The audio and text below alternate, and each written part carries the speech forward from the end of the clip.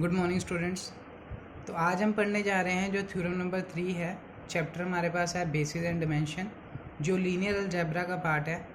तो vector space आ रहा है, चैप्टर का नाम वेक्टर स्पेस में आता है, बेसिस एंड डिमेंशन।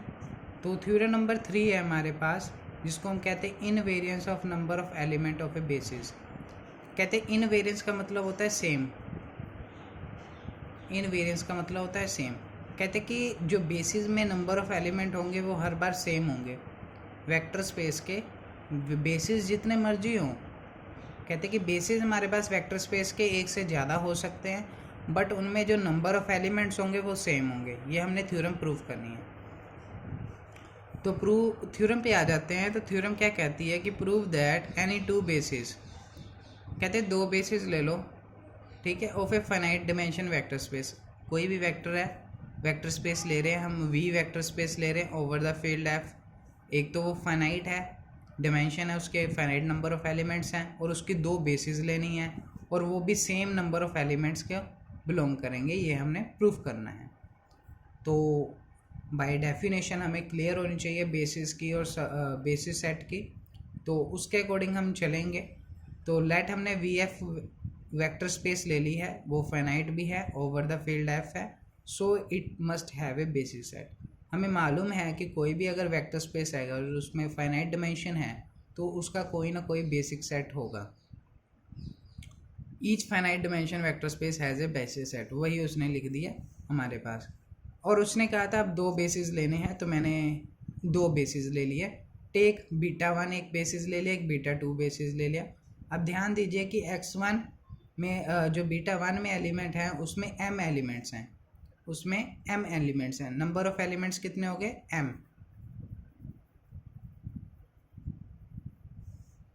इसमें नंबर ऑफ एलिमेंट्स कितने हो गए? m हो गए। और ऐसे ही बीटा 2 में नंबर ऑफ एलिमेंट्स कितने हो गए? n।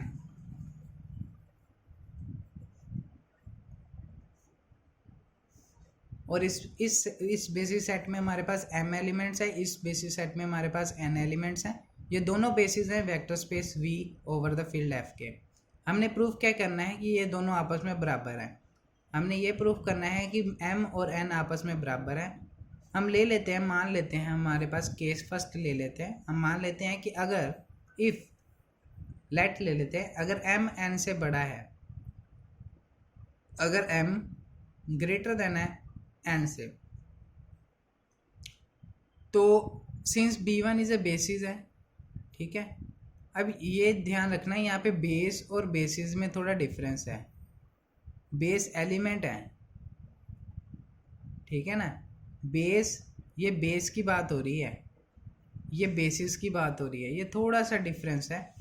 ये बेस वो है जैसे हमारे पास बेस हमने बना लिया, ठीक है, और बेसिस हमारे पास है, हमने सेट ले लिया कि सेट में एलिमेंट। अब ध्यान से देखिए, कहते हैं कि B1 is the basis of V। अगर B1 is the basis of V n है, सो सारे एलिमेंट हमारे पास x1 से लेके xn तक वो V को बिलोंग करेंगे। तो B2 is also the basis of V।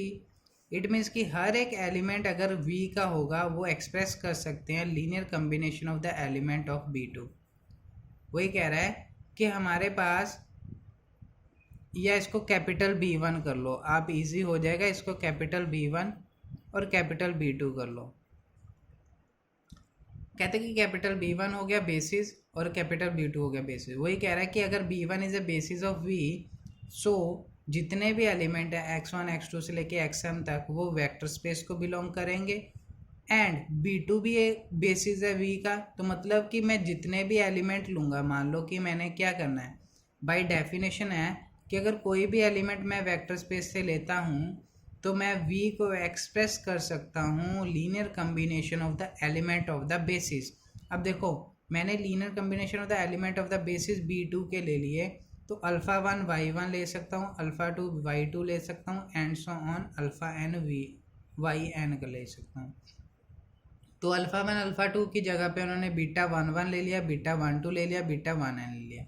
अब जितने भी बीटा 1 हो गए, बीटा 1 2 हो गए, जितने भी हो गए beta ij, they are field को बिलोंग करेंगे। ये ध्यान रखना कि जितने भी बीटा ij हैं वो सारे फील्ड को बिलोंग करेंगे। फील्ड क्या है, स्केलर एलिमेंट्स हैं। तो x1 हमारे पास एक्सप्रेस हो गया β11 y1, β12 y2 एंड सोन β1 एंड yn। x2 एक्सप्रेस हो गया β21 y1 plus β22 y2 plus and so on β2 yn। ऐसे हमारे पास जो xm एलिमेंट होगा वो एक्सप्रेस हो गया βm1 y1 plus βm2 y2 plus and so on βmn yn। अब हमारे पास टोटल नंबर ऑफ कितनी लीनियर इक्वेशंस आ गई, हमारे पास m लीनियर इक्वेशंस आ गई हैं। m हमारे पास कितनी आ गई, 1 2 3 4 5 6 m equations. Consider a system of n equations in n m unknowns. देखो अब n इक्वेशंस हैं और m अननोन्स ने। अब देखो β11 z1 plus β21 z2 plus and so on βm2 zm that is equal to 0। कहते कि मैंने एक कंसीडर कर ली सिस्टम की इक्वेशन जिसमें n इक्वेशंस हैं और m अननोन्स हैं। अननोन्स का मतलब है z1 z2 zm, इनको अननोन्स कहेंगे। z1 z2 से लेके zm, they are the unknowns, ये अननोन्स हैं। ठीक है, n इक्वेशंस लेंगे। अब n इक्वेशंस कितनी होगी, नंबर ऑफ इक्वेशंस देखो ध्यान से देखिए आप नेक्स्ट पेज पे, नंबर ऑफ इक्वेशंस कितनी हो गई हैं। ये हमारे पास सेकंड हो गई है, सेकंड से लेके m हो गई है। तो यहाँ पे n तक थी, तो मेरे पास कितनी इक्वेशंस हो गई हैं, यहाँ पे n इक्वेशंस हो गई हैं और m अननोन्स हो गए हैं। n इक्वेशंस हैं, m अननोन्स हैं। और उसके बाद जब हमने ये इक्वेशंस लिख ली, एज हमें पता है कि m n से बड़ा है या n m से बड़ा होगा, दो केस होंगे ना, या m n से बड़ा होगा या n m से बड़ा होगा। दैट इज की number of questions are less than the number of unknowns. अगर n m से बड़ा हो गया, अगर फर्स्ट केस ले लेते हैं ये वाला कि अगर m n से बड़ा हो गया, अगर m n से बड़ा हो गया मतलब नंबर ऑफ अननोन्स, ये अननोन्स हो गए ना, अननोन्स, और ये इक्वेशंस हो गई। इसका मतलब है कि जो नंबर ऑफ अननोन्स हैं वो ग्रेटर देन है नंबर ऑफ इक्वेशन। वही कह रहा है कि number of equation are less than the number of unknowns. Unknown से कम है नंबर ऑफ इक्वेशन, वही कह रहा है कि नंबर ऑफ इक्वेशन अननोन से कम है। The above system of the equation have a zero element. अगर हमारे पास इन सभी का सोल्यूशन इक्वल टू ज़ीरो है, देखिए आप राइट हैंड साइड में सभी का सोल्यूशन अगर इक्वल टू ज़ीरो है, से सोल्यूशन से k1 k2 and km not all zero. But जो स्केलर्स हैं ध्यान से देखिए, जो k1 से लेके km वेक्टर हैं वो ज़ीरो नहीं होंगे, सभी ज़ीरो नहीं होंगे। सो दैट कि β11 k1 plus β21 k2 plus and so on βm1 km is equal to zero. ऐसे ही हमारे पास जो हमारे पास कितनी इक्वेशंस आ जाएंगी, n इक्वेशंस आ जाएंगी, n इक्वेशंस हैं। n इक्वेशंस आ गया, हमने मल्टीप्लाई कर दिया these equation by y1 y2 ते yn। इसको y1 से कर दिया, या हमने फर्स्ट इसको y1 से कर लिया, इसको y2 से कर लिया, इसको yn से कर लिया।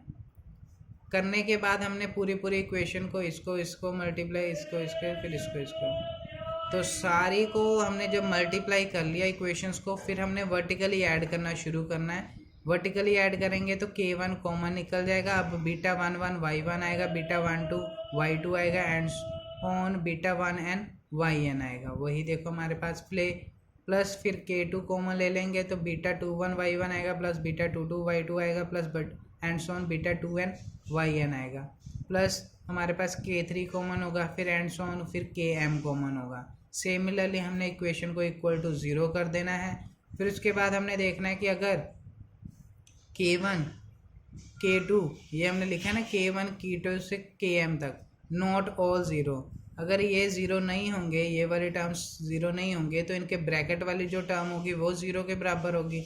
तो हमने ये लिख लिया कि इस पूरी टर्म को हम किसके बराबर लिखेंगे, ध्यान से दीजिए। अब ये देखिए कि हमने यहाँ पे इक्वेशन नंबर 1 यूज़ की है, इक्वेशन नंबर 1। अब देखिए β11 y1 प्लस βy2 ये किसके इक्वल था, अभी ये यहाँ पे आ जाइए, ये किसके इक्वल है, β11 y1 plus β12 y2 plus and so on β1 1n yn, ये x1 के बराबर है। ऐसे ही नेक्स्ट वाली टर्म x2 के बराबर है, ऐसे ही नेक्स्ट वाली टर्म xm के बराबर है। तो ये हमने पुट कर देनी है वहाँ पे।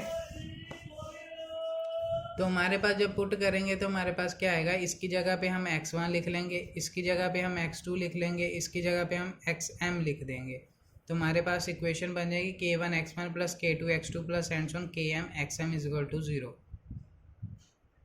तो इसके बाद हमने क्या कहा कि हमने कहा था कि k1 k2 से लेके km तक नॉट ऑल ज़ीरो, कहते कि ये सारे ज़ीरो नहीं होंगे। अगर ये सारे ज़ीरो नहीं होंगे इट मीन्स कि ये लीनियरली डिपेंडेंट सेट होगा। हमने पढ़ा हुआ है अगर कोई भी स्केलर एटलीस्ट वन स्केलर जो ऐसा होगा वो नॉन ज़ीरो होगा, इट मीन्स कि वो सेट क्या होगा, लीनियरली डिपेंडेंट सेट होगा। तो वही है कि उसमें एक भी एटलीस्ट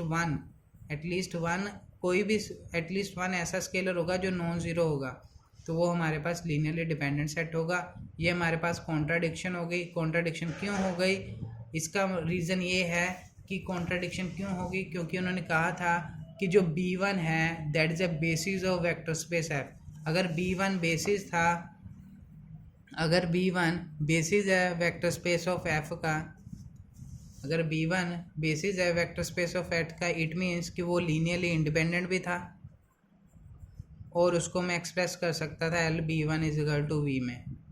तो ये लीनियरली इंडिपेंडेंट था, बट यहाँ पे हमने क्या प्रूव कर लिया, ये लीनियरली डिपेंडेंट है। तो ये इस स्टेटमेंट से कॉन्ट्राडिक्शन हो गई। तो कॉन्ट्राडिक्शन हो गई इट मीन्स कि जो हम सपोज करके चल रहे थे वो गलत था। हमने सपोज क्या किया था कि m ग्रेटर देन n है, ये गलत हो गया। तो ये गलत हो गया इट मीन्स कि ना n ग्रेटर देन होगा ना m ग्रेटर देन होगा, तो हमारे पास m और n आपस में बराबर होंगे। तो यहाँ पे हमारे पास थ्योरम हो जाती है कि कोई भी दो बेसिस ले लो वेक्टर स्पेस के, फाइनाइटली जनरेटेड वेक्टर स्पेस होगी तो हमेशा उसके सेम नंबर ऑफ एलिमेंट्स होंगे बेसिस में भी सेम नंबर ऑफ एलिमेंट हो गए। ये हमने प्रूफ कर दिया। वेरी इंपॉर्टेंट थ्योरम है, कोई ज़्यादा टफ नहीं है, आप प्रैक्टिस करोगे तो हो जाएगी।